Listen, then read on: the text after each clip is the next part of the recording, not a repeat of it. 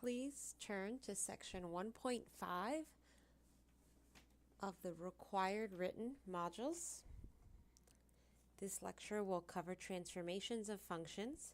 By the end of the lesson, you'll be expected to graph functions using vertical and horizontal shifts, using reflections about both the x and y axis, so that's horizontal and vertical reflections, graph functions using compressions and stretches, and identify whether a function is odd, even, or neither, along with combining transformations. Let's begin by discussing vertical shifts.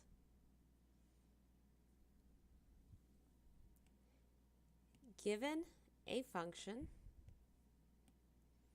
f of x and a constant k, the function g of x equals f of x plus k is the original function shifted vertically by k units. And vertically could be up or down. If k is greater than 0, then f of x is shifted up. If k is less than 0, then f of x is shifted down.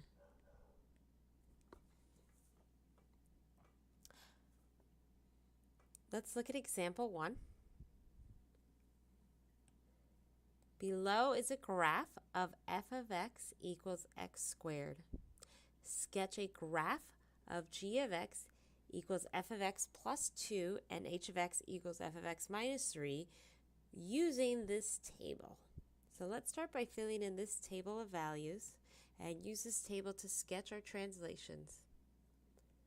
So this graph in red is f of x.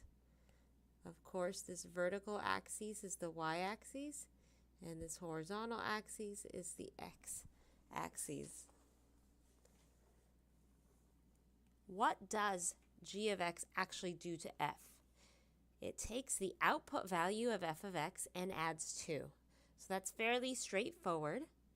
So when x equals, say, 0, f of x will equal 0, and g of x will equal 0 plus 2. So let's go ahead and just fill in a 2 here. And let's add 2 to each of these output values of f of x to get g of x.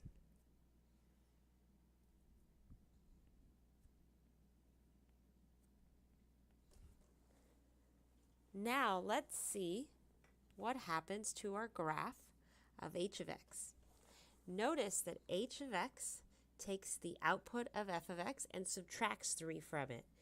So here, where we would have a 0 for f of x, because f of x outputs is 0, we subtract 3 from 0 to get a negative 3 value for h of x. So this would be negative 3. Go ahead and fill in the rest of the table.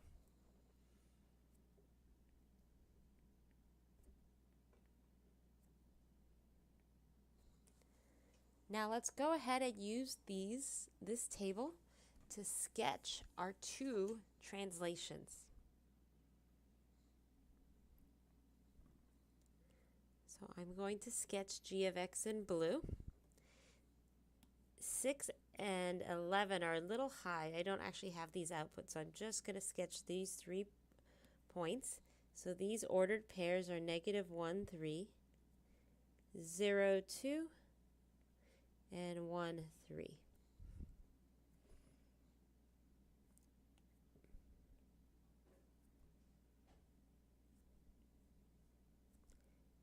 And here in blue, we have a sketch of the function g of x. Let's go ahead and do the same thing for h of x, and I'm going to sketch this function in green. Again, 6 is a little high for this axis, so I'm only going to sketch these points here, these 5 ordered pairs. So that is negative 2, 1, negative 1, 2, negative 1, negative 2, 0, negative 3, 1, negative 2, and 2, negative 1. Those were the 5 points I'm going to go ahead and sketch out. And the only reason I'm sketching more points for h of x than g of x is just because the graph does not go high enough. There's not enough space here to fill in any of these points. So negative 2, positive 1, negative 1, negative 2, 0, negative 3, 1, negative 2, and 2, positive 1.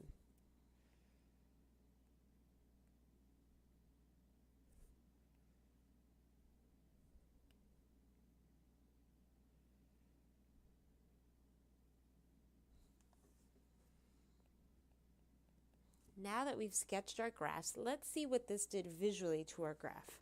On the table, we know that adding and subtracting from the original output of f of x was as simple as adding or subtracting. In this case, we added 2 to all the values in the g of x row, and in the h of x row, we subtracted by 3.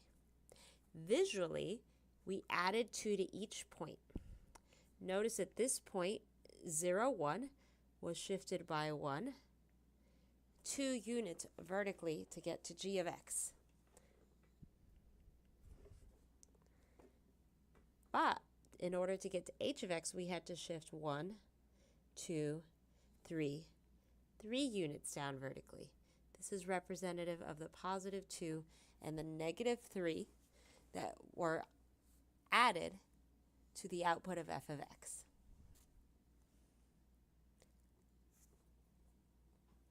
Next, let's discuss horizontal shifts.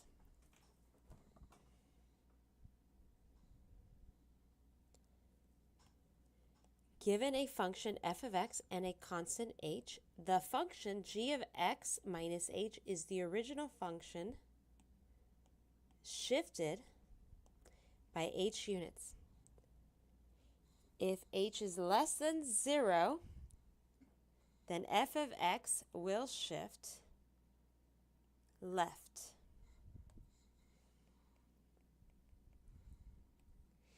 If h is greater than 0, then f of x will shift right.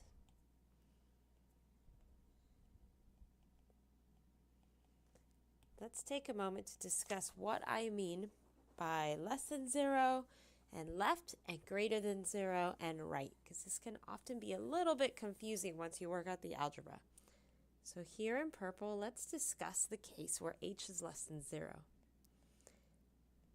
Where in this case, h is less than 0. So as an example, let h equal negative 2. What do we end up with? F of x minus negative 2 equals f of x plus 2. This is because a negative times a negative is a positive.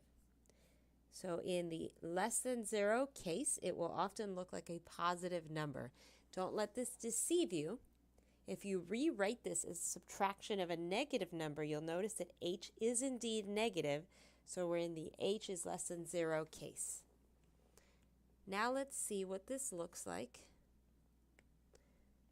for the h is greater than 0 case. So h is greater than 0. Let h equal positive 2. Then f of x minus 2 is unchanged. Notice there is no algebra to simplify on the inside. It looks like a negative 2, and very often students will confuse this and think we are in the negative case, but we're actually in the positive case. If you were to complicate this a little, you could write this as f of x minus positive 2. And as you see here, both of our h's, this here is h equals negative 2, which is less than 0, and here is h equals positive 2, which is greater than 0. You don't normally need a plus sign here. I only included it for emphasis. With that, turn to the top of the next page so we can do an example of horizontal shifts. Below is a graph of f of x equals x squared. Sketch a graph of g of x equals f of x minus 2 and h of x equals f of x minus a negative 2. Then fill in the table. So let's go ahead and label. This is f of x, and of course it goes on indefinitely in both directions. This is my x-axis, and this is my y-axis. I'm going to quickly just mention that when I see your work on exams, quizzes, labs, anything written, I'm going to expect to see an axis with labeled values on each axis. So notice I have 0, 1, 2, 3, 4 along the positive x-axis, and the y, the vertical axis, goes from -3 to +4, and I've labeled my x and y. I am going to expect to see that. That said, let's go back to this example. This example is a little bit trickier than our previous example. So let's again work on g of x in blue. What happens when x equals 0? So let's work on g of x here. We have g of 0 equals f of 0 minus 2 equals f of -2. And at -2, f evaluates to 4. If you notice here on the table or even on the graph, you can see -2, 4. There are two ways to see this. You either look at the input of -2 and the output that gives us for f on this table, which is 4, or you look here at the input or domain value of -2 and see where it leads us in the range value of the function, which is +4.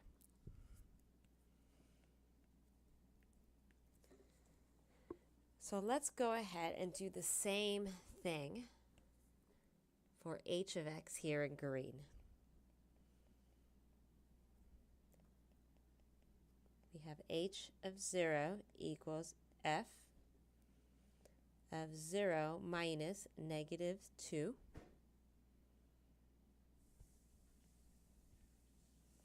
equals f of 2.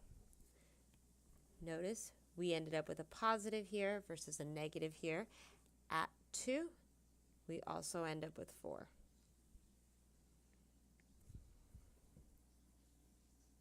Let's try this for one other value that will not work out as nicely. How about we try this next for x equals, let's say, 1. So I'm going to go ahead and erase. On your notes, you're not going to have enough space, so I would compute the rest of this algebra on some scratch paper. So when x equals 1, g of 1 equals f of 1 minus 2 equals f of -1. And -1 squared is just +1. Or again, you can look at the table. You can input this here. -1 squared is +1. I can look at the output here at the input of -1 is +1. Or I can look at the graph here of -1 input, -1 input to get to the +1 value. Now what happens to h of x when x equals 1? We end up with f of 1 minus -1, -2 equals f of 1 plus 2. So this is f of 3. And at 3, f is equal to 9.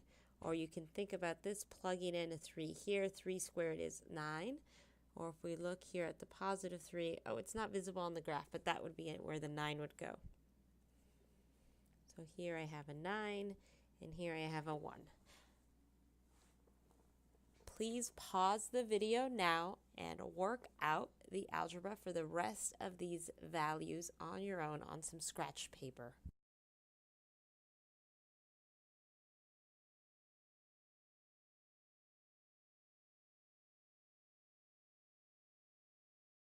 Your table should be complete now, and it should look like mine here. If you notice, we have a lot of the same values. Here's 25 on the left and 25 on the right. It's almost like this graph got pushed in this direction to the right because all our smaller values move further right. And if you notice here for h, this line of the table, all the smaller values, everything got pushed to the left, so we're traveling in this direction. Let's see how that affects our graph. again, because of this viewing window we have, this small grid, I know I can't graph anything larger than a 4. So let's graph these 4 points. So I'm going to graph 0, 4.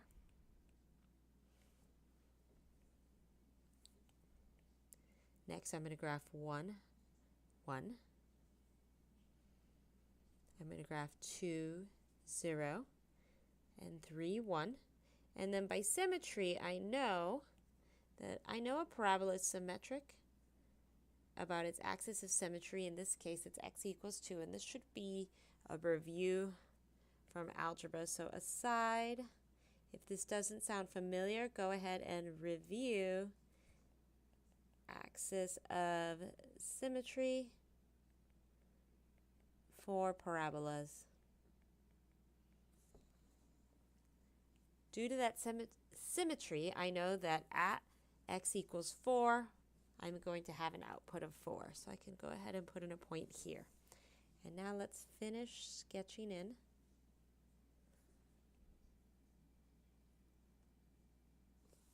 our graph of g of x.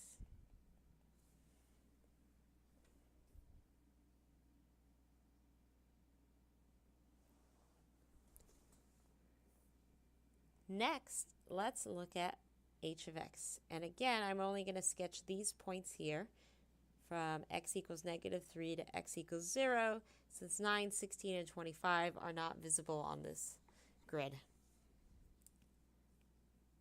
So this is the point -3, +1, -2, 0, -1, +1, and 0, 4. Again, by symmetry, I know that at -4, I should have a +4.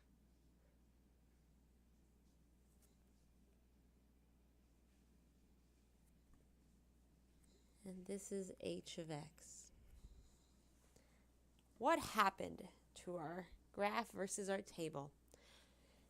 If you notice the values on the table, 0 shifted over 2 places to the right for g of x. And again, the value here, the vertex also shifted 1, 2 places to the right.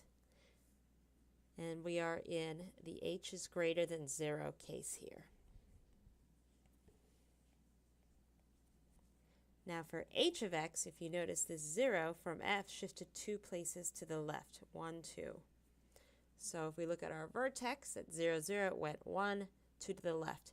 And you can follow all of these points. This point, -1, 1 in red on f of x shifted 1, 2 places to the left for h, and 1, 2 places to the right for g. This is the h is less than 0 case. Now let's go ahead and discuss reflections.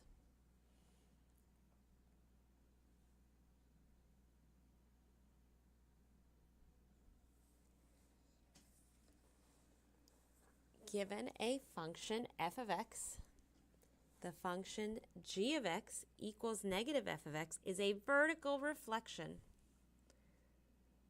of f of x, while h of x equals f of -x is a horizontal reflection of f of x. Let's make this a little more clear with an example. Example 3, reflections. Below is the graph of f of x equals the square root of x. Sketch both g of x equals -f of x and h of x equals f of -x. So of course this goes on indefinitely, f of x in the positive direction, not in the negative direction. My x-axis is on the horizontal plane. My y-axis is vertical. And now let's see what happens. Let's start by drawing g of x in blue again. And this is a vertical reflection. That means we have to reflect this vertically. Or about, actually,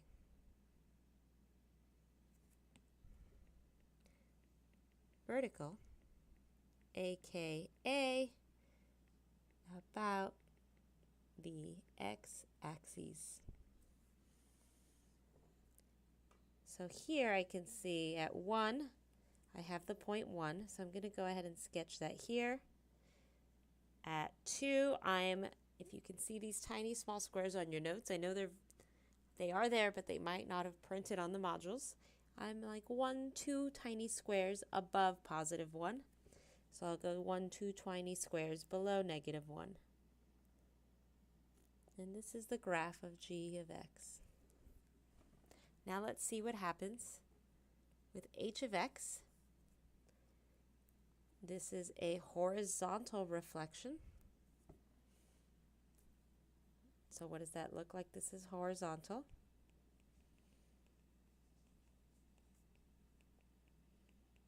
Also referred to, also known as about the y-axis. So you'll often hear people say or read, reflect about the y-axis versus reflect about the x-axis. So let's see if we can find some points. Again, we have 1, 1. So I'll have negative 1, 1. And then I have 2 and a couple little squares above 2. So negative 2 and a couple little squares above 2. And then here we have 3, and we're almost all the way to 2 here, but not quite. And this is h of x.